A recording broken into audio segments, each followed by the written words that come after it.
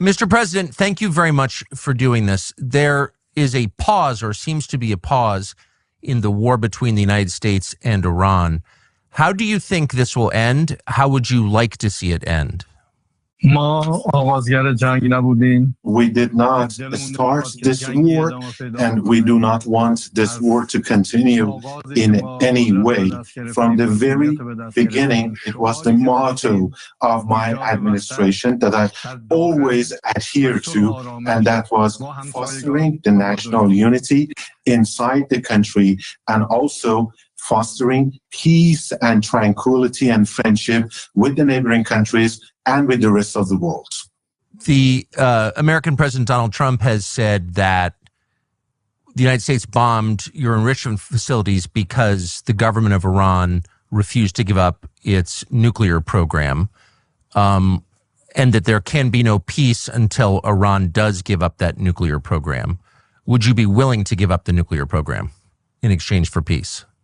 I would like to tell you what has happened, and it was Netanyahu since 1984 has created this false mentality that Iran seeks a nuclear bomb, and it has insinuated that Iran is trying to develop a nuclear bomb in the past, and it has put it in the minds of every U.S. president since then, and to make them believe that we would like to have a nuclear bomb. But the truth is that we have never been after developing a nuclear bomb, not in the past, not presently, or in the future, because this is wrong, and this is in contrast to the religious decree or the fatwa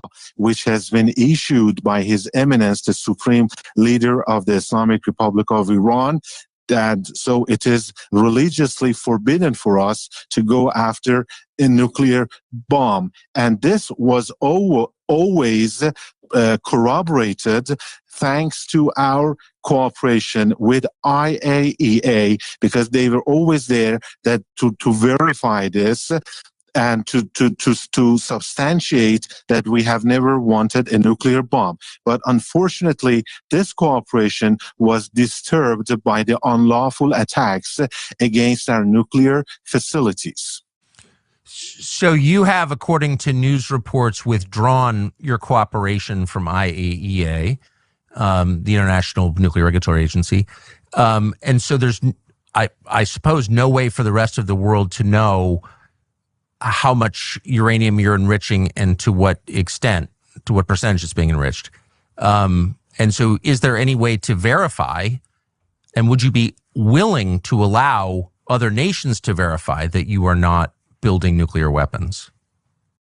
Mr. Carlson, sir, I would like to draw your attention to the fact that we were right in the middle of holding talks with the United States.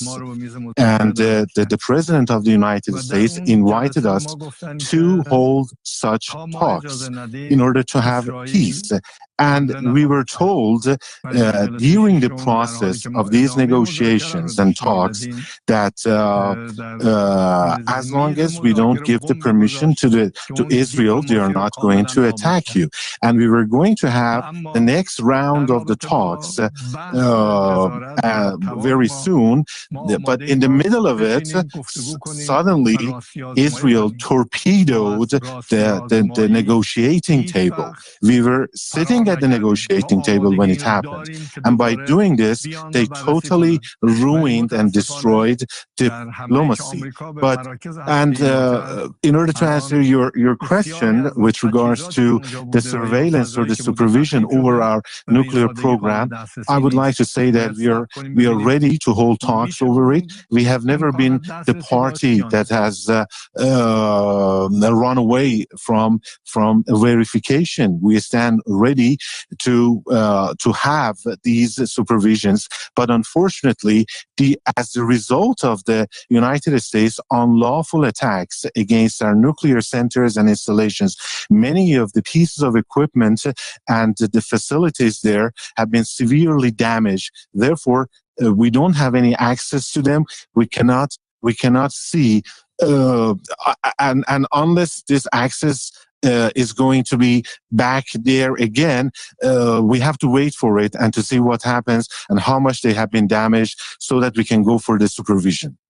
There have been news reports that your government believes that the IAEA was spying on the government of Iran and passing information to Israel. Do you believe that? And if so, do you have evidence that that's true that the world could see?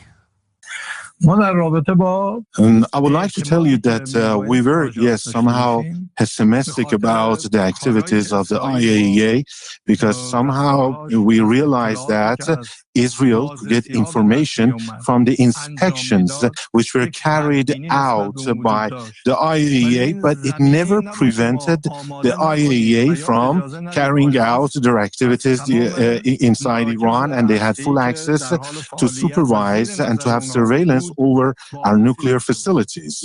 But there was this lack of trust as a result of the last report by IAEA. The type of the report and the way they prepared the report somehow gave an excuse to the Israeli regime and prepared the ground for their unlawful and unauthorized attack against our nuclear facilities.